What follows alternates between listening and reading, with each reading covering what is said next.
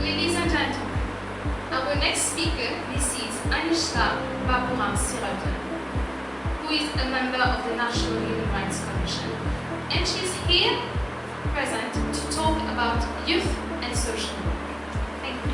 Monsieur le directeur général de l'ICAC, Monsieur le président de Youth Against Corruption, membre de l'IAC et toutes les ONG présentes, mesdames et messieurs. The Rising, dont je suis la présidente et cofondatrice, tient à féliciter vivement l'IAC à l'occasion de son lancement officiel aujourd'hui. Vous franchissez une étape importante en ce jour. Une étape importante parce que la plupart de nos compatriotes se contentent de se cacher derrière un ordinateur pour commenter l'actualité ou même faire des remarques ou des attaques gratuites sur les autres. D'autres préfèrent se renfermer sur eux-mêmes et jouir d'une vie sans stress à l'aide de drogue. Nous vivons dans une société qui souffre d'un mal-être démesuré. Les choses vont mal avec l'effritement des valeurs morales. Mais vous avez choisi, tout comme ceux qui font partie de cette auguste audience, ainsi bien que d'autres qui n'ont pas pu faire le déplacement aujourd'hui, de vous jeter dans l'arène pour combattre un mal qui ronge notre société et notre économie. Chapeau à vous. Ne vous y trompez pas. Il y aura des obstacles sur votre chemin. Je parle en connaissance de cause. Vous ferez peut-être face à des situations de découragement lorsque vos membres se montreront désintéressés. Cette cause passionnante qui vous unit aujourd'hui ne sera peut-être plus la priorité de certains d'entre vous demain. Vous rencontrerez des opportunistes, des jaloux et des gens de mauvaise foi qui feront tout pour que vous ne réussissiez pas dans vos projets. Il y aura des portes fermées et vous lutterez.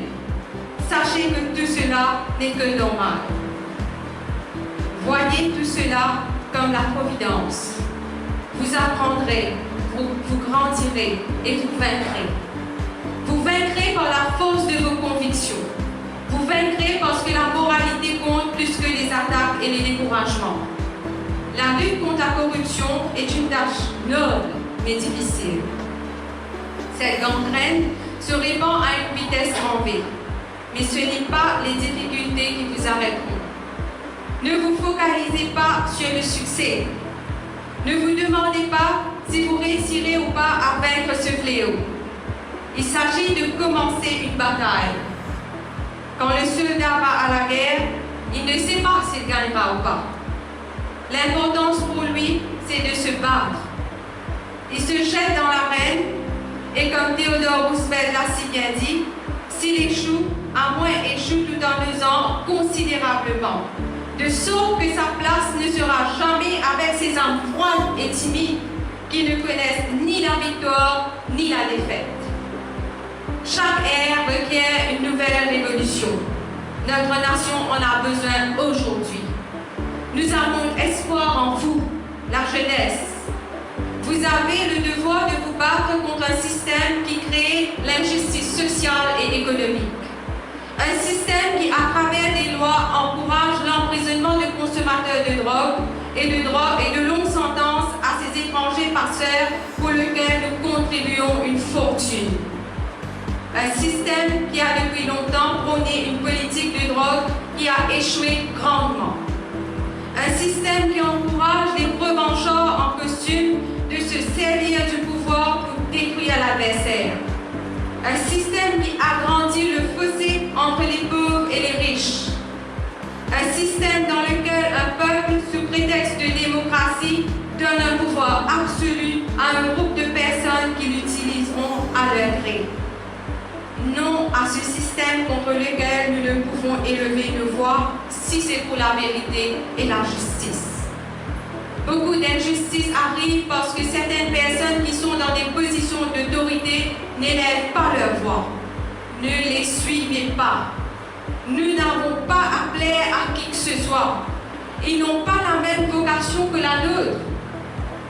L'avenir de ce peuple est entre vos mains. Osez. Soyez des gens de caractère. Nelson Mandela a défié un système bien établi et monstre, l'apartheid. Le Mahatma Gandhi s'est servi d'un élément considéré éphémère, le sel, pour se battre contre le plus grand empire dans l'histoire de l'humanité. Martin Luther King s'est battu contre un système très ancré dans une des plus grandes puissances mondiales, l'Amérique. Tous ces gens, comme plusieurs encore, ont été critiqués avec virulence. Ils ont été frappés et humiliés. Beaucoup ont douté de leurs intentions, mais aujourd'hui on se souvient d'eux comme les plus grands défenseurs des droits de l'homme. Ne remettons pas à demain ce que nous sommes appelés à faire aujourd'hui. Chacune de nos actions est une semence pour l'avenir de notre pays. D'ailleurs, comme Henry David Thoreau l'a prêché et si bien démontré à travers ses actions, le refus de coopérer avec le mal est une obligation morale, tout autant que la coopération avec le bien. En ce jour si important dans l'histoire de notre pays, je souhaite à cette équipe bouillonnante d'énergie plein d'actions qui sont en harmonie avec leur conscience et leurs convictions. Soyez guidés par le bien, la justice et la vérité. Qu'il n'y ait pas de compromis avec tout ce qui pourrait ébranler vos principes. Souvenez-vous surtout que nos ancêtres étaient des battants. Certains ont versé leur sang pour que nous ayons l'indépendance. Ne la prenons pas pour acquis. Ne nous assujettissons pas à d'autres dominations. Bonne continuation et merci.